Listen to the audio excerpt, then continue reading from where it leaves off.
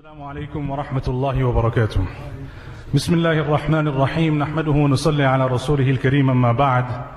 Honorable ulama, respected brothers, mothers and sisters in the adjacent auditorium, and all the listeners on Radio Islam International.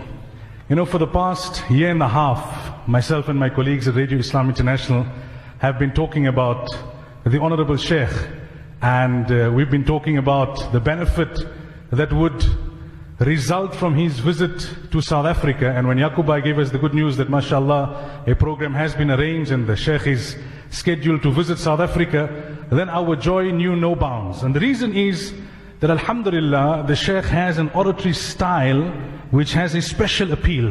You know, he has the ability, Allah has blessed him to deliver a profound and important message, but at the same time lace it and spice it with humor and present it in a way which is interactive and engaging. And that is the result, that is the reason why, alhamdulillah, especially with the youth, the Sheikh has a very special rapport and a very special connection. But people across the age divide, they appreciate his discourse, his oratory style, and we are very fortunate. It's a great ni'mah and bounty of Allah Tabaraka wa Ta'ala that Allah has decreed for Sheikh to visit us. There have only been a few programs in Joburg that were scheduled, tonight being the final one. It's a short trip, but inshallah it will be the first of many trips for the Sheikh to come to South Africa. As Maulana Bigji has mentioned, Sheikh is involved in education in a very serious way, more specifically in curriculum development. And the topic that the Sheikh has chosen for tonight's lecture and for tonight's bayan is also a very apt and a very important one. Because when it comes to the aspect of sihr, black magic, jinn, we unfortunately find people on either one of two extremes. You find those who would attribute almost anything that happens in their lives to black magic or to nazar. And then you have those who border on the other extreme where they almost deny that something like this exists. And it's important that we get a good Islamic perspective on the issue and the related issues. And Sheikh mashallah has done great research on this particular topic, and we look forward to his presentation tonight. I just want to take this opportunity on behalf of Radio Islam International and all the masajid where the programs were hosted to thank Sheikh Hassan Ali for taking out his time, for making the sacrifice, traveling all the way to South Africa.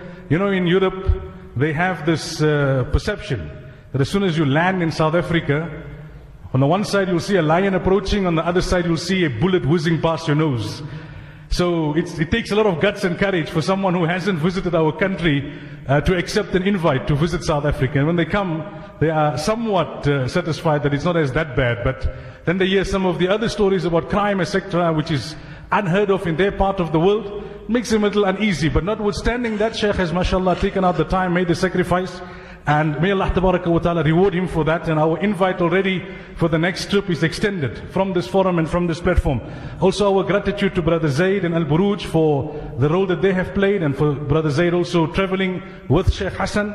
Not forgetting Qurtuba and the brothers associated there, Muaz Zubair Parak. And last but not least, definitely our Yakubai Meter, who selflessly and with great dedication, you know, spends a lot of time, months in advance, putting together such programs so that you and I can benefit. And I want to conclude on that let's renew our intention. We have not come here to see some spectacle. We have not come here to be entertained. No, we have come here to learn more about the deen. We have come here to improve ourselves as Muslims. So let's make that intention that when we leave as better educated Muslims, as Muslims who are more inspired to become better and more obedient servants of Allah Tabaraka wa Ta'ala. With those words, we ask Sheikh Hassan Ali to please address us this evening. فَلْيَتَفَضَّلْ مَشْكُورًا.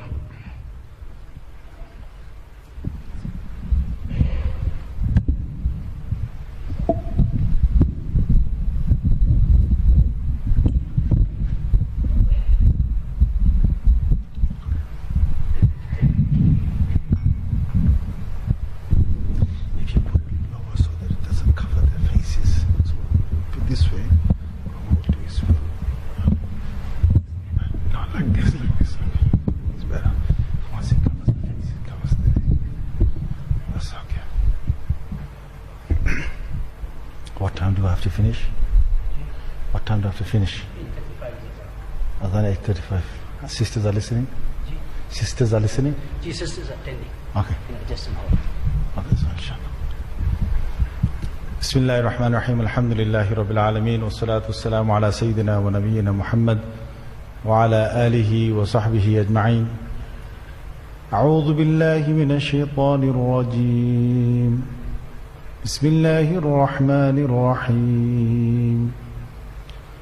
الله لا إله إلا هو الحي القيوم لا تأخذه سنة ولا نوم له ما في السماوات وما في الأرض من ذا الذي يشفع عنده إلا بإذنه يعلم ما بين أيديهم وما خلفهم ولا يحيطون بشيء من علمه إلا بما شاء وسع كرسيه السماوات والأرض ولا يؤوده حفظهما وهو العلي العظيم.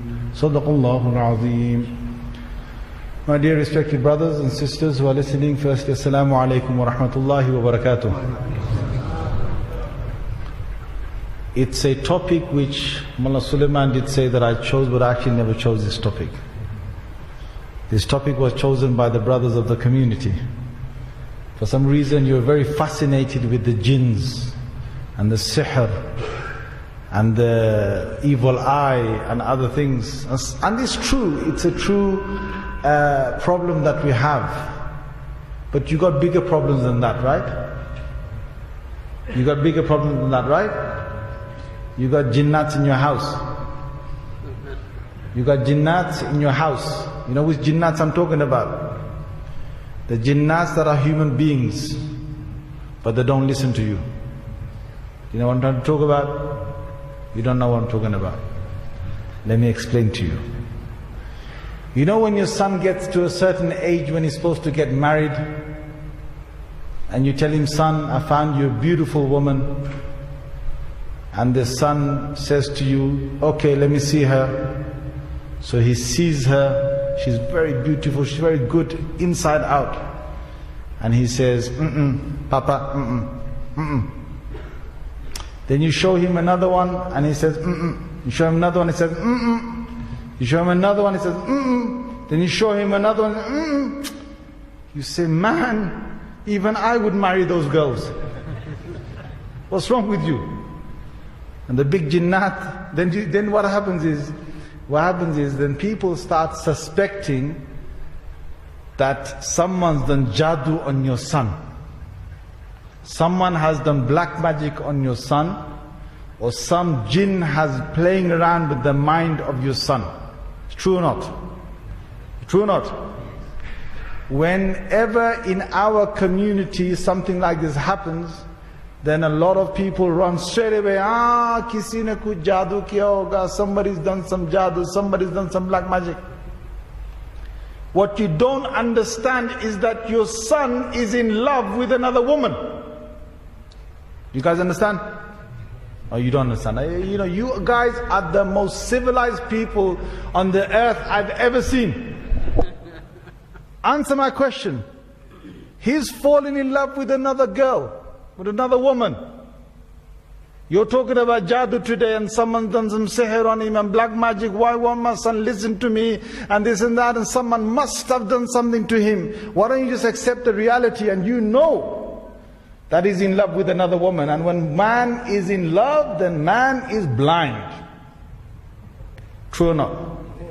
Only 15 people at the front. Even they're a bit old as well, yeah? They know 30, 40 years ago it happened to them. The rest of you youngsters, you don't want to admit to it. If a person is in love, then he's in love. He doesn't have no black magic. He doesn't have no sihr problem. He doesn't have no jinn problem. It's a love that he has in his heart. And the Prophet ﷺ has told us, حُبُّكَ الشَّيْء قَدْ يُعْمِيكَ. Your love for something or someone can make you blind. Now what happens is, in our normal cultural way of moving forward, when a husband and wife start to have problems and they start to argue with one another, straight away we say, what do we say? Oh God, what do you say? Jaddu. Oh, Patani, this many years, they were living so happily together. Oh my God, what happened to them all of a sudden? Why they're arguing like this? Someone must have done some black magic. I don't accept that. When you look at people's lives, the first thing you have to do is study their lives from before, study their lives all the way up to the present moment. When a son is not listening to you or daughter is not listening to you, is it the first time they stop listening to you, or it's a multiple amount of times they stop listening to you until the day came when you're trying to get them married and they're saying to you, I'm not going to listen to you. Do you guys understand? Your son, your daughter did not listen to you when you told them to finish off what's on their plate. This was 15 years ago. Your son, your daughter didn't listen to you when you told them they shouldn't have a smartphone, but they got a smartphone in the end. Okay? Your son, your daughter never listened to you when you told them to get off the PlayStation. You know, do you guys have PlayStations in South Africa? No, you don't have PlayStations in South Africa. Because, I tell you why you don't have PlayStations in South Africa.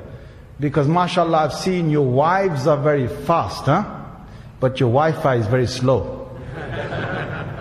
You got a big problem, boys.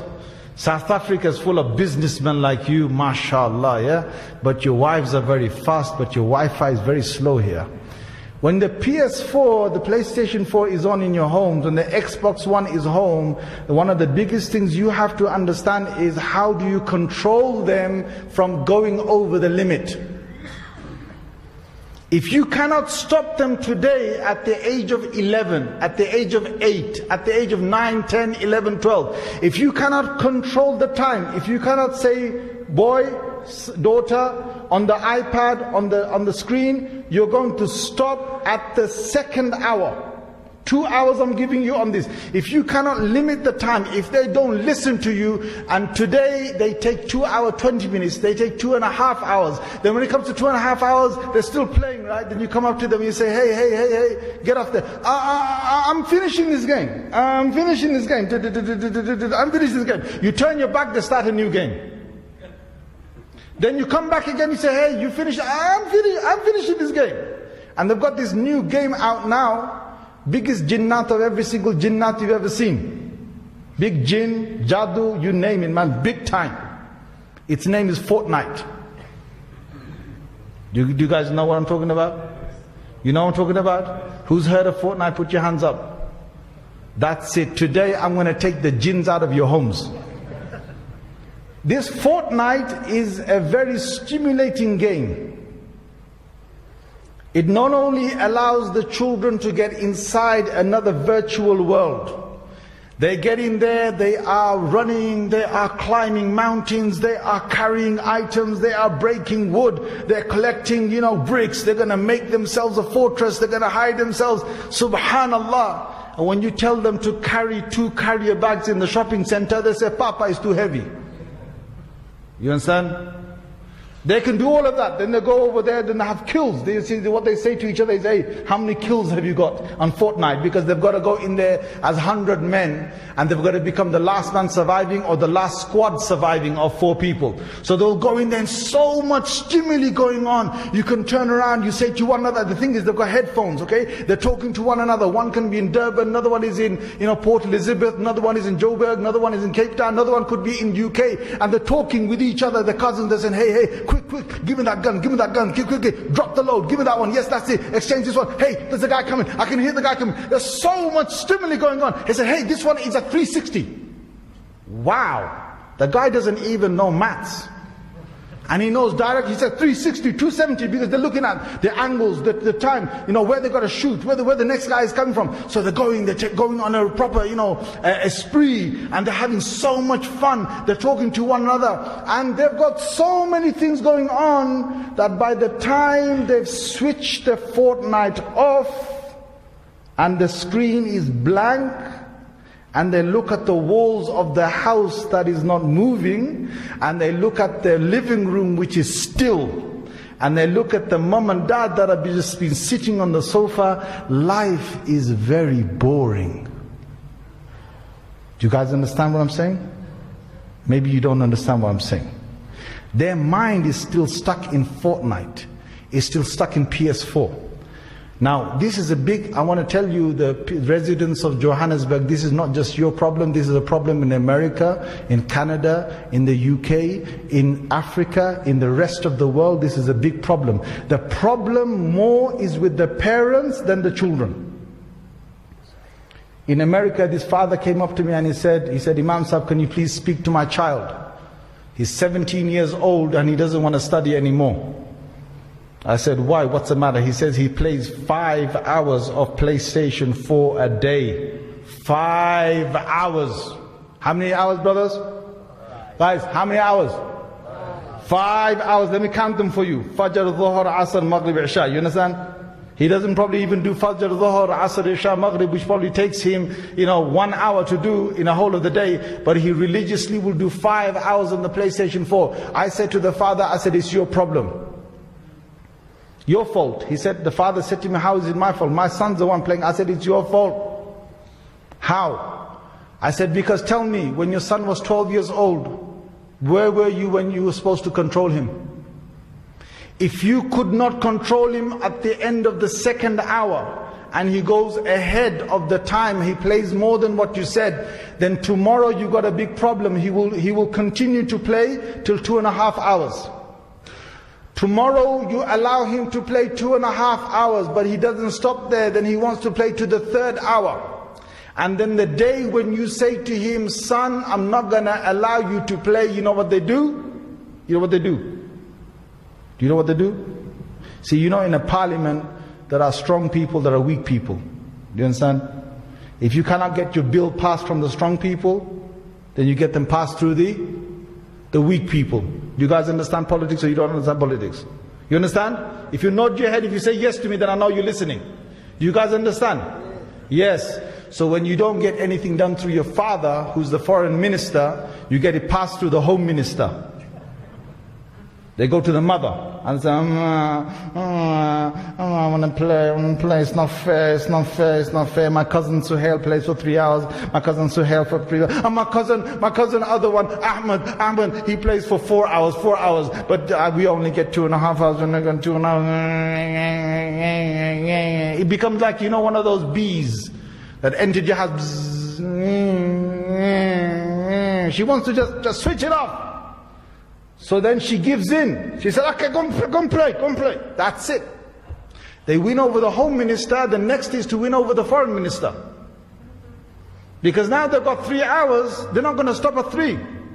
The biggest problem is, I'm asking you that if you put a rule in the house, your rule should stay according to your rule.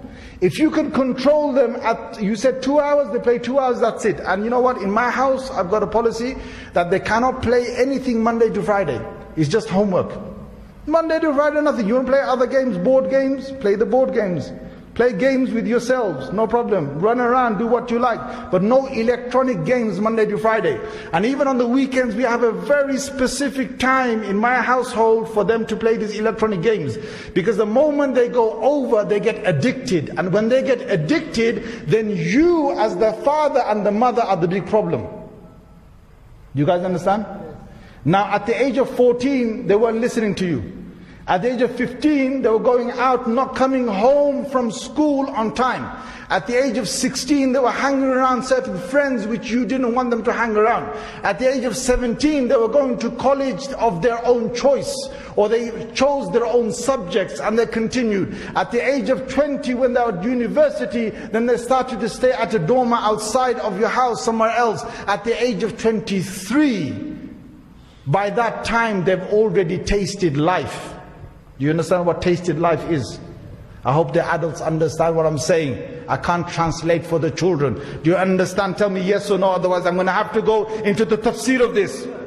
Do you understand about them tasting life, yes or no? Gee, that's good. You saved me from going to tafsir of this. Then at 23, he's already made a relationship, and then you're telling him, son, I found a nice bride for you. Would you like to get married? He's not interested in the first place. He's going to go because he needs to show formalities. He's going to go with you because he needs to show you that he did something. He can't admit to you what he's doing behind your back. And then at the age of 23, 24, you come to the Imam Sahib and you say, Imam Sahib, somebody has done jadoo to my son, somebody's done something, some jinnat, something wrong with my son. Nothing wrong with your son, jinnat is in you. Jinnat has been in you as a father for the last 12, 13 years. Where were you to stop your son? And let me give you the other example about husband and wife. Husband and wife, let me do these stats here, okay? Everybody here, okay, there's probably a good 300 people here sitting here, okay, in this hall. Let's do the stats. If you've been married for over a year, so all those under a year are still in their honeymoon period. May Allah bless your honeymoon period. Enjoy it while you can. Because the next honeymoon is going to be in Jannah. Okay? Now, let me get to the next part. If you have been married for 1 year or more, and you've never had an argument with your wife, then please raise your hand so that I can come and kiss you on your forehead. Raise your hand, come on. Well, I want all the men to look behind. All the men, look, all the men, all of you, look behind, look behind. Tell me one man who's raised his hand. Now I haven't got the sisters in front of me, but I would have done the same thing. Not one sister will be able to raise her hand. Because it's a natural thing for husbands and wives or anyone living close together to have your arguments. The problem is not in having the arguments, the problem is how you deal with the arguments. Okay? So I'm going to spend a quick few minutes on this. In the days before, when my mother left, my mother told me this, and I'm sure many of your fathers will tell you this, or your mothers will tell you this, either about your grandmothers or about your own mothers. I don't know about current situation in Johannesburg, okay? Imam Sahib never filled me up with anything, nor did Suleiman Bhai or anybody else fill me with anything, okay? So I'm dropping this right now. When my mother got married, her mother told her, she said, daughter, you're going now to another man's house, he's going to become your husband. When you go over there, that is going to be your house now forever. This house, which is your mother's house, your father's house, is no longer your house. Any problems you have, they remain in that house. You are never to look back at this house.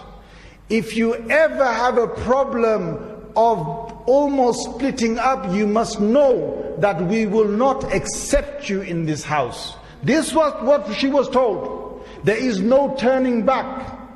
You make it or break it, you stay over there. When a woman is told, and when a man knows,